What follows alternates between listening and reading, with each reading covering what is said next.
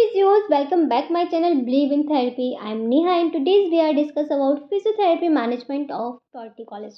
तो आज हम डिस्कस करने वाले हैं पीटी मैनेजमेंट टॉर्टी कॉलेज और राई नेक जिसे बोलते हैं एंड स्पाज्मोडिक टॉर्टी कॉलेज। तो जो लास्ट का वीडियो था उसमें हमने फ्लैट फीट और हाई आर्चेस के बारे में डिस्कस किया हुआ है, means pes planus and pes cavus का पीटी मैनेजमेंट। यदि अभी तक आपने नहीं देखा है तो लिंक आपको डिस्क्रिप्शन में मिल जाएगा। और आपसे रिक्वेस्ट है हमारी कि आप यदि हमारे चैनल पे नए हैं तो प्लीज़ चैनल को सब्सक्राइब करें, बेल आइकन को भी प्रेस करो जिससे कि आने वाले वीडियोस की नोटिफिकेशन आप तक पहुंचते रहे। तो स्टार्ट करते हैं टॉर्टिकोलिस एक्चुअल होता क्या। टॉर्टिकोलिस एक टाइप की डिफॉर्मिटी होती है जो कि हमारे हेड और नेक पे होती है, मीन्स जिसे हम सर्वाइकल डिफॉर्मिटी भी बोलते हैं। तो इसमें क्या होता है कि हमारी जो नेक है, हेड है, वो टर्न कर जाता है वन साइड, ट्विस्ट या टर्निंग मूवमेंट हो जाता है। तो वो क्यों होता है?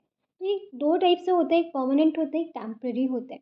सबसे पहले हम समझते हैं टेम्पररी स्पाज्मोडिक के बारे में। तो जो टेम्पररी स्पाज्मोडिक होता है उसे हम फिजियोथेरेपी मैनेजमेंट से सही कर सकते हैं, पर जो परमानेंट होता है उसके लिए हमें सर्जरी करानी पड़ती है। तो जो टेम्पररी स्पाज्मोडिक होता है मोस्टली जो कि कुछ मसल्स में स्पैज़म, स्टर्नोक्लेडोमास्टोइड जो हमारी मसल्स है उस पे स्पैज़म की वजह से देखने को मिलता है।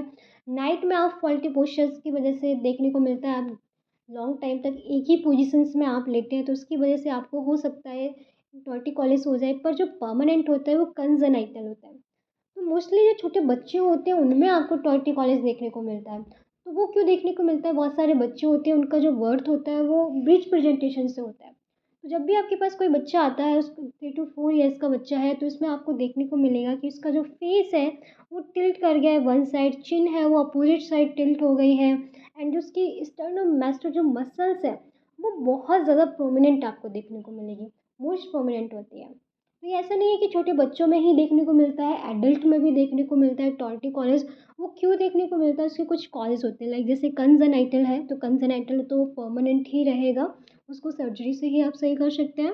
इन्फेक्टिव कोई ट्यूबरक्लोसिस हो गया सर्वाइकल स्पाइन पे तो उसकी वजह से आपको हो सकता है राई नेक देखने को मिले। कोई एक्यूट रेस्पिरेटरी ट्रैक्ट इन्फेक्शन है, ट्रॉमा हो गया है, मस जो हमारी स्टेनोक्लेडोमास्टोइड है उसमें मायोसाइटिस ऑसिफिकेशन हो गया, फाइब्रोमायोसाइटिस हो गया। तो इस सारी रीजन्स की वजह से हमें राई नेक देखने को मिलता है। और हमारी मसल्स पैरालाइज हो गई है तो उसमें भी आपको राई नेक देखने को मिलेगा।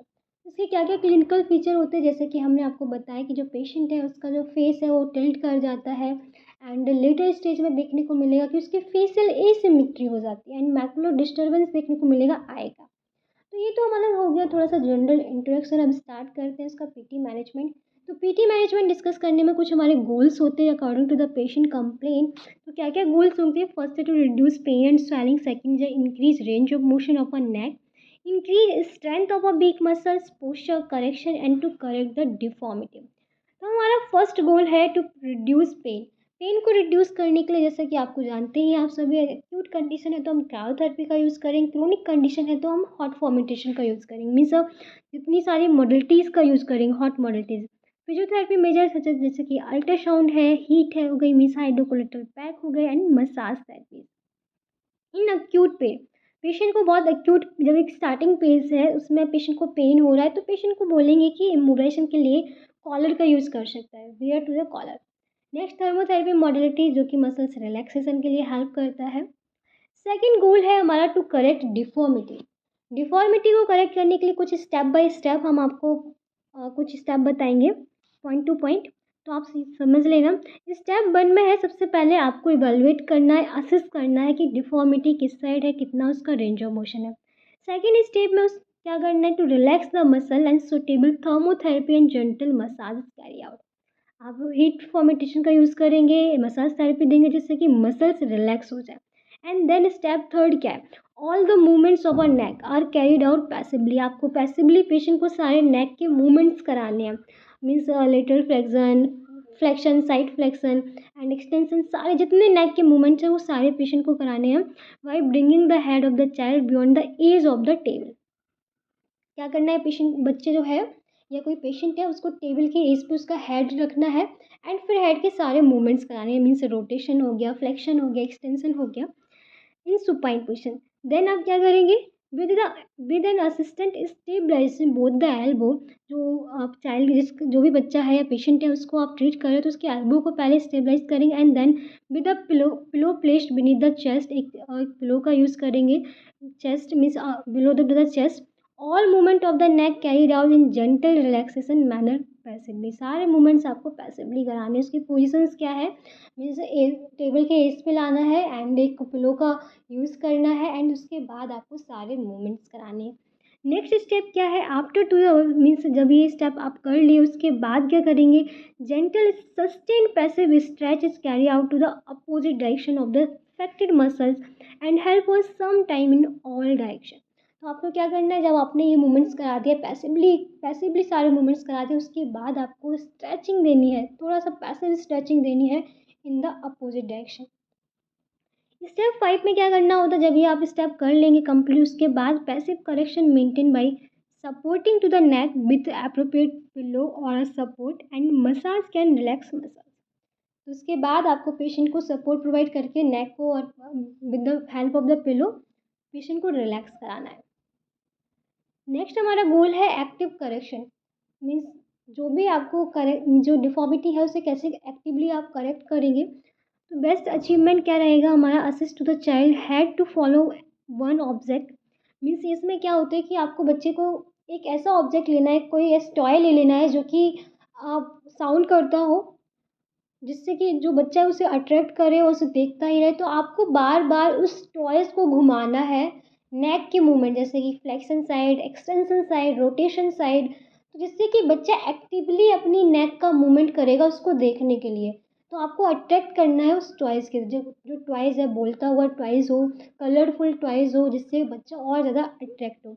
तो इससे हम एक्टिवली खुद बच्चे से ही करेक्ट करवा सकते हैं और इसमें हम पेरेंट्स को भी एजुकेट करा सकते हैं कि आपको घर पे ऐसे ऐसे करके बच्चे से खुद से ही सारी एक्सरसाइज करवानी है।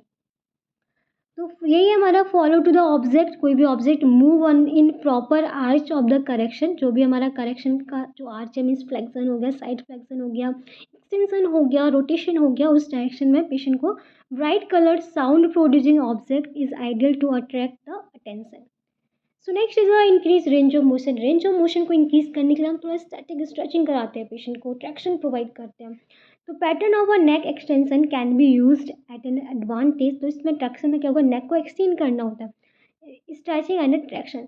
Next point, this should be followed by sustain passive stretching to the affected sternomastoid muscles. For example, when the right sternomastoid muscle is involve, right side यदि राइट नेक है, मीन्स मसल स्पैजम हुआ है, tightness है, तो आप क्या करेंगे, just उसके अपोजिट आप क्या करेंगे, साइड फ्लेक्शन पेशेंट को कराएंगे in the left side and कुछ देर के होल्ड रखेंगे, सॉरी कुछ देर के लिए आपको होल्ड रखना है एंड देन उसके बाद आपको क्या कराना है, पेशेंट को ट्रैक्शन प्रोवाइड कराना है, रोटेशन कराना है धीरे धीरे right side and over over correction के लिए आप क्या करेंगे, apply gradual traction of the gain further stretching. Next is a positioning. Positioning is बहुत ज़्यादा मैटर करती है राइट नेक के पेशेंट के लिए, कि ये पोजिशन कैसे, राइट पोजिशन है, रॉन्ग पोजिशन है, जब भी पेशेंट सो रहा है। Exact positioning of the head during sleep is important. और इसका जो पोजिशनिंग का पूरा जो ख्याल होता है उसकी जो बच्चा है उसकी माँ को रखना होता है, पेरेंट्स को रखना होता है। The child should be made to sleep on the opposite side of the lesion and the position of head adjust by a flow. तो ये जिसकी जो राइट पोजिशनिंग यही होगी, जिससे उसके जस्ट अपोजिट साइड उस बच्चे को हेड टिल करके सोना होगा और पिलो का यूज़ करना होगा, सैंडबैग का यूज़ कर सकते हैं मैक्सिमली करेक्ट पोस्चर के लिए। दी पोजिशनिंग हैज़ टू एडवांटेज। इस पोजिशन के दो एडवांटेज क्या है, फर्स्ट एक सेकंड। फर्स्ट क्या है कि नेचुरल रिलैक्सेशन मिलेगा मसल्स को। सेकंड इस ये है कि हमारा जो भी करेक्शन डिफॉर्मिटी हो रही है उसे करेक्ट होने में और ज़्यादा हेल्प मिलेगी in a longer period during sleep. Means जितना ज़्यादा हो सके ड्राई नेक का पेशेंट जितना ज़्यादा सोएगा उतना ज़्यादा उसको नेचुरली उसको रिलैक्स मिलेगा एंड मसल्स जो है वो करेक्ट होगी। कुछ होम रिज़ाइम है, जैसे कि जो पेशेंट की आपकी माँ को समझाना है, पेशेंट के पेरेंट को समझाना है in the prone positions. Patient को प्रोन पोजीशन में पेशेंट को बोलना है कि इसे लेटाना है, बच्चे को लेटाना है, पेरेंट्स को आप एडवाइस करेंगे। With the head of the child turn towards the affected side, just opposite, जिस साइड अफेक्टेड है उसके जस्ट अपोजिट नेक होनी चाहिए, हेड टर्न होना चाहिए। Child is encourage to look back over the shoulder in the opposite direction. And क्या बोलना है, जैसे जो पेशेंट है वो प्रोन लाइक पोजिशन में है एंड जो फेस है वो उसने अपोजिट साइड लिफ्ट किया हुआ है एंड क्या बोलना है कि अब उसे अपोजिट साइड से बाद उसे शोल्डर की साइड देखना है। तो इससे क्या होगा, हमारी जो जिस साइड इन्वॉल्व एरिया है, जिस साइड पेशेंट को मसल्स स्पैज़म है तो उस साइड स्ट्रेच होगा। तो आप ये एक्सरसाइज पेशेंट को बता सकते हो होम रिजाइन में घर के लिए और मैनुअली भी करा सकते हैं। नेक्स्ट ड्यूरिंग स्लीप क्या कराना है। ड्यूरिंग स्लीप जैसे कि हमने बताया था पोजीशन मेंटेन होनी चाहिए, पिलो जस्ट अपोजिट साइड होनी चाहिए, जिससे कि धीरे धीरे खुद से डिफॉर्मिटी जो है वो सही हो जाए और मसल्स रिलैक्स हो जाए, पोजीशंस करेक्ट हो जाए। अब समझते हैं पोस्ट ऑपरेटिव मैनेजमेंट। मीन्स ये तो हमारा था स्टार्टिंग प्री ऑपरेटिव, जैसे स्पाज्मोडिक टॉर्टिकोलिस है तो उसके लिए मैनेजमेंट था। अब हमारा यदि परमानेंट टॉर्टिकोलिस हुआ है उसके लिए सर्जरी हुई, सर्जरी के बाद अब हमारा क्या रोल रहेगा मैनेजमेंट के लिए। तो पोस्ट ऑपरेटिव मैनेजमेंट है, सर्जरी के बाद हमें पेन को कंट्रोल करना होता है, रिड्यूस करना होता है। तो यूज़ क्या हम करेंगे, पेन रिड्यूसिंग मॉडलिटीज़ का यूज़ करेंगे। तो ये रिलीविंग मॉडलिटीज सच जैसे कि हॉट पैक हो गया, इंफ्रारेड हो गया, हाइड्रोथेरेपी हो गई, तो ये हम देंगे पेशेंट को पेन कम करने के लिए। नेक्स्ट कुछ एक्टिव एक्सरसाइज पेशेंट को कराएंगे। क्या क्या एक्टिव एक्सरसाइज कराएंगे। फर्स्ट है free active movement are encourage, patient को खुद से ही बोलेंगे। Then specific exercise for the sternomastoid, पहले फ्री एक्सरसाइज कराएंगे एंड फिर कुछ स्पेसिफिक कराएंगे, जैसे कि correct group to attend lateral flexion of the opposite side and rotation to same side is encourage.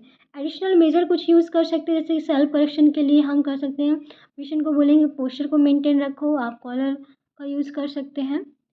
Self correction में क्या क्या पेशेंट करेगा, पेशेंट को बोलना है कि मिरर में देख के खुद को देखो कि क्या उसकी नेक की पोजीशंस कैसी है, उसे खुद से करेक्ट करने की कोशिश करें। Method of self correction in front of a mirror and maintenance by active effort should be well educate. Collar का यूज कर सकते हैं, सर्वाइकल कॉलर, जो कि यूज़ ये रहेगा हमारे स्टार्टिंग जब इमोबलाइज रखेगा, जब after two the surgery immobilisation में हेल्प करेगा, पोजिशंस को करेक्ट करने में हेल्प करेगा, प्रॉपर पोस्चर मेंटेन करने में भी हेल्प करेगा। तो इसे हम ड्यूरिंग स्लीप भी इसका हम यूज़ करेंगे। The collar should be remove for exercise and discarded only after maximum correction is achieve.